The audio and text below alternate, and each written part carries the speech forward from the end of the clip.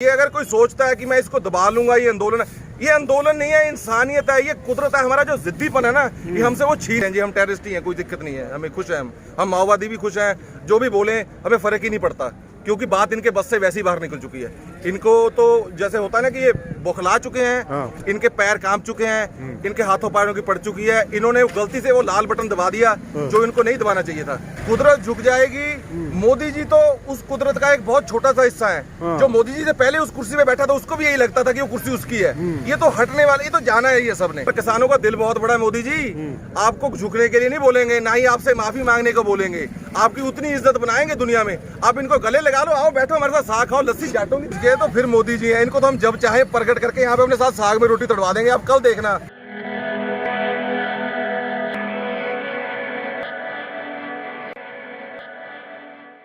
करण, आप यूएसए से आए हैं, यूएसए से क्या सोचकर आए हैं इस किसान आंदोलन में? अगर आप सच पूछे तो मेरा अभी नेफ्यू पैदा हुआ 6 महीने पहले कोरोना के टाइम में। हाँ। तो जब भी मैं सोता हूँ, उसकी बारे में सोचता हूँ या किसान आंदोलन के बारे में सोचता हूँ, तो मेरे मन में आता है कि वो बड़ा होकर मेरे से पूछेगा कि चाचा तू क्या कर रहा था यार, जब हमारी विरासत, जो बंदा बहादुर ने इतने जान टुकड़े दे के हमारे को हमारी जमीनें दिलाई हैं, वो छीनी जा रही थी। तुमने कुछ भी नहीं किया, तुम डॉलरों के पीछे भाग रहे थे, तुम्हें विरासत की कोई नहीं पड़ी थी। तो मैं वो रात की नींद का जो मेरा फर्ज है अपनी मिट्टी की तरफ, अपने देश की तरफ, वो निभाने आया हूँ। ये क्यों जबरदस्ती ये बिल थोपे जा रहे हैं? मांगे ही नहीं, एक भी किसान ने नहीं मांगे। तो ये बिल जो है बिल्कुल ही अनसॉलिसिटेड है, अनआस्क्ड फॉर है, they should be taken back. ठीक है ना, किसी किसान को नहीं चाहिए बिल। क्या देखा आपने यहाँ? आपने देखा, आप कहते हैं गाजीपुर भी गए, यहाँ पर सिंघू बॉर्डर आए, आपने देखा है, क्या देखा है यहाँ पे जोश? मैंने ये देखा कि लोगों के अंदर जज्बा है जी बहुत ज्यादा सेवा का। ठीक है जी, लोग बहुत ज्यादा हम्बल तरीके से एक दूसरे की मदद कर रहे हैं। आप इधर आसपास देखें, अभी गाड़ी घुमाए, देखो कोई जी वैगन लेके आ गए हैं अपने सरदार जी यहाँ पे। तो इधर कैलिफोर्निया वालों ने लंगर लगाया हुआ है। तो जो ये सेवा की भावना है, ये नेक्स्ट लेवल है यहाँ पे। ये देखो, तो ये शाही देखो, आप देखो, ये सारे धर्मों के झंडे बना रखे हैं। तो ये जो इंडिया है ना, इंडिया एट इट्स बेस्ट है कि डाइवर्सिटी हमारी स्ट्रेंथ है। तो हम वो मैंने देखा कि जो एक्चुअली ट्रू इंडिया ना, वो देखा मैंने। सरकार के बारे में क्या कहेंगे, मोदी सरकार के बारे में जो नहीं मान रहे हैं? सरकार के बारे में जी मैं ये कहूँगा कि उनका ये वहम है कि वो माने या ना माने, उनके बस की बात ही नहीं है। उनको ऐसा है कि मेरे को ऐसा लग रहा है कि एक छोटी स्टोरी आपके साथ शेयर करूंगा धन्य जट की। ठीक है ना, हम जो लोग हैं ना, हम धन्य जट की औलाद हैं, जिसने एक बार जिद कर ली थी। सब पंडितों ने उसने बोला कि ये पंडितों ने बोला कि भाई तू ये पत्थर के बीच में क्या परमात्मा ढूंढ रहा है। उसने जिद कर ली, उसने परमात्मा को अपने घर खाना खाने के लिए जब तक प्रकट नहीं हुए, उसने परमात्मा प्रकट कर दिए। ठीक है ना, और उसने हल भी चलवाया, परमात्मा सब कुछ किया। तो फिर मोदी जी हैं, इनको तो हम जब चाहे प्रकट करके यहाँ पे अपने साथ साग में रोटी तड़वा देंगे, आप कल देखना। 14 दिसंबर से किसान आंदोलन अपना खाना छोड़ने को तैयार है। वही धन्य जट वाली हिस्ट्री रिपीट हो रही है यहाँ पे। और कुदरत झुक जाएगी यहाँ पे, कुदरत झुक जाएगी। मोदी जी तो उस कुदरत का एक बहुत छोटा सा हिस्सा है। जो मोदी जी से पहले उस कुर्सी पे बैठा था उसको भी यही लगता था कि वो कुर्सी उसकी है। ये तो हटने वाले, ये तो जाना है ये सबने। ठीक है ना, तो ये सरकार ये सोचती है कि दबा लेंगे, कर उनके बस की बात ही नहीं है। उनके ऊपर निकल चुकी है बात, ये कुदरत से ऊपर निकल चुकी है बात। ये इंसानियत जुड़ चुकी है यहाँ पे।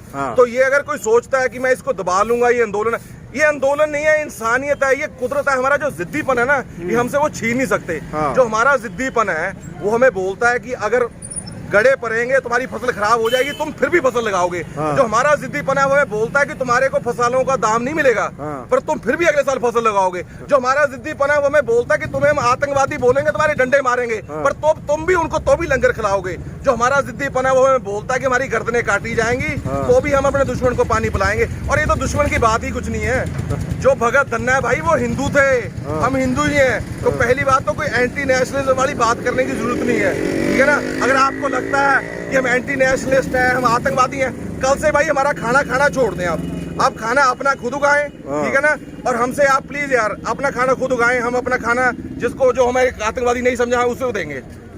सत्ता में बैठे लोग बोल रहे हैं कि इसमें माओवादी आ गए, नक्सली आ गए, ठीक है, हाईजैक कर लिया है उन्होंने। उनको क्या कहेंगे? पहले खालिस्तानी बोला गया, क्या कहेंगे उनको? आप आसपास देखें अपने, ये भाई साहब यहाँ पे बहुत देर से लस्सी बांट रहे थे। ठीक है ना, आप आसपास संगत देखें, कोई गर्म कपड़े बांट रहा है, कुछ है। मेरे को पता नहीं है कि माओवादी कैसे होते हैं या टेररिस्ट कैसे होते हैं, पर मैंने छोटे तो सुना था वो लोग होते हैं जो डरा पैदा कर देते हैं, लोगों को डरा देते हैं। मेरे को नहीं लग रहा है यहाँ पे कोई डरा हुआ है। इनसे पूछे भाई साहब डरे हुए हैं? बिल्कुल नहीं। आपको ऐसा लग रहा है आपको कोई मार देगा यहाँ पे? ऐसे कैसे मार देगा, कोई डर नहीं है। तो फिर आप मेरे को घूम रहे हैं। तो फिर टेररिस्ट की डेफिनेशन मेरे को ये पता नहीं है कहाँ से इन्होंने बनाई है। वो डेफिनेशन मेरे को शायद मेरे समझने में कमी रह गई होगी।